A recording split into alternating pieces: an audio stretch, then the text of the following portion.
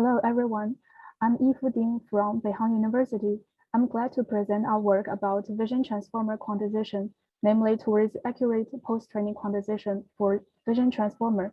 Our authors are from Beihang University and Meituan. Recently, the vision transformer, VIT in short, shows great potential for various vision tasks, such as image classification, object detection, semantic segmentation, etc. However, the pre-trained VIT models usually have massive parameters and considerable computational overheads. For instance, the VIT large model has 307 million parameters and 119.7 G-flops during inference. The high computational complexity and non-negligible latency hinder the practical applications of VITs in real-world on-edge devices. Post-training quantization and the PDQ, in short, compress the model parameters to low-bit representations so that quantized vision transformers significantly save the storage and speed up inference. Compared to quantization-aware training, QAT in short, PTQ only takes a small unlabeled dataset to calibrate model and has no need of retraining or fine-tuning, so it's much faster and practical in real applications. In this paper, we devoted to compressing VIT model by post-training quantization models and propose APQ VIT with a unified blockwise bottom elimination calibration scheme and a massive effect preserving quantization for softmax. Our PDQ VIT obtains prevailing improvements over existing post-training quantization methods on large-scale classification and objective detection tasks. There are many existing works use the Hessian-guided matrix to determine the scaling factors.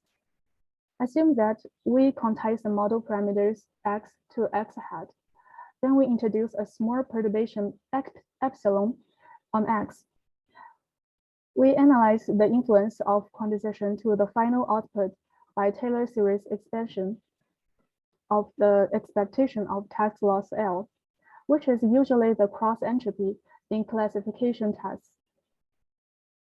In equation 1, G is the gradient and H is the Hessian matrix. We ignore the terms of higher orders. The first order gradient is close to 0 since we assume that the pre-trained model has converged to a local minimum. We approximate the second order Hessian matrix as equation 2 because the perturbation of quantization is relatively small. Then we traverse this search space of scaling factors for weight and activations respectively to find the optimal quantization range and interval, which has the minimal difference of final output compared to the full position counterparts. We found that for the extremely low bit quantization seems to be more challenging.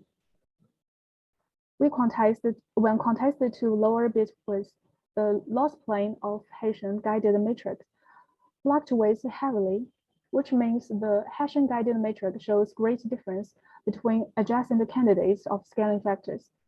Therefore, it's hard to find an optimal scaling factor. The quantization error is harder to measure by current Hessian guided matrix.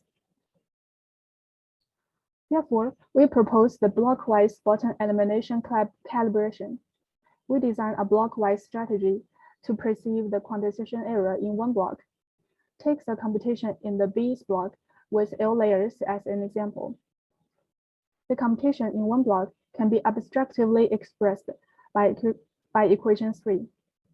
The second order term in equation 1 in last slide of the weight calibration in the L layer and in B's transformer block can be expressed as equation 4.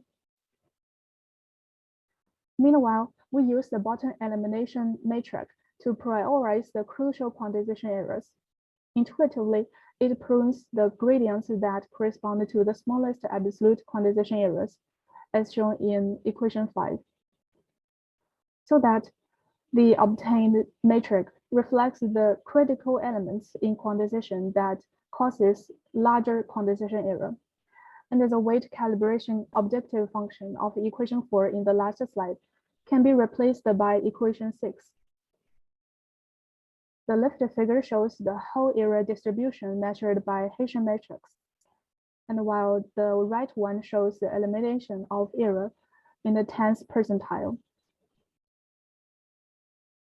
Second, we explore the challenges in quantizing softmax. We visualize the input activation distribution of 3 types of operations: linear operation, matmore operation, and the softmax operation, which are the majority of quantized representations involved in the vision transformer model. The input of linear and matmore one are similar to Gaussian and Laplacian distributions that common method can well quantize.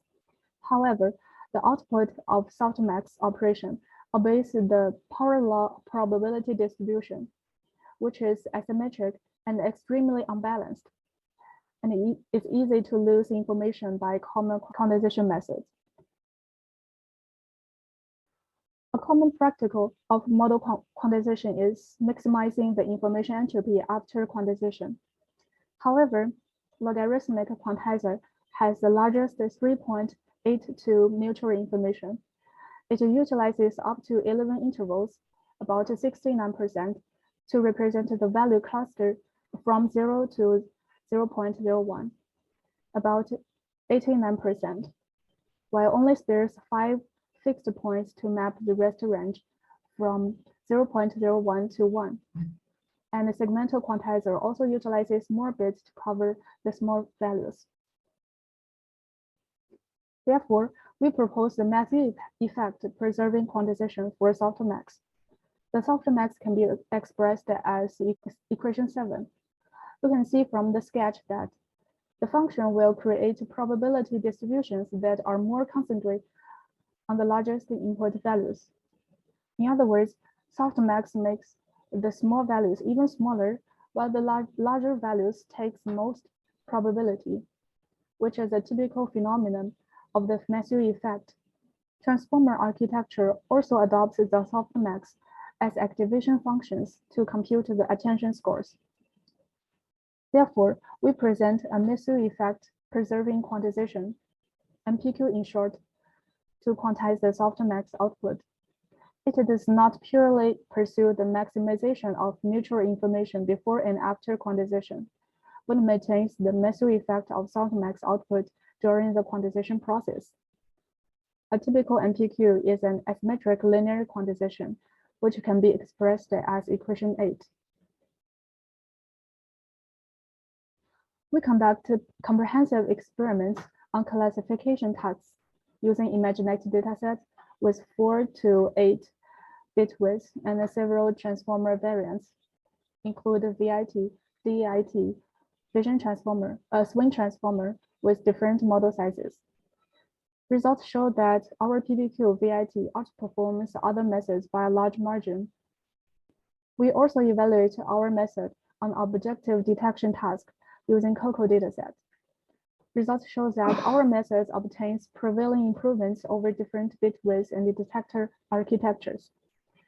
Especially on the 4-bit setting, the average improvement is a remarkable 24.43% and 30.81% over PDQ for VIT and base PDQ respectively.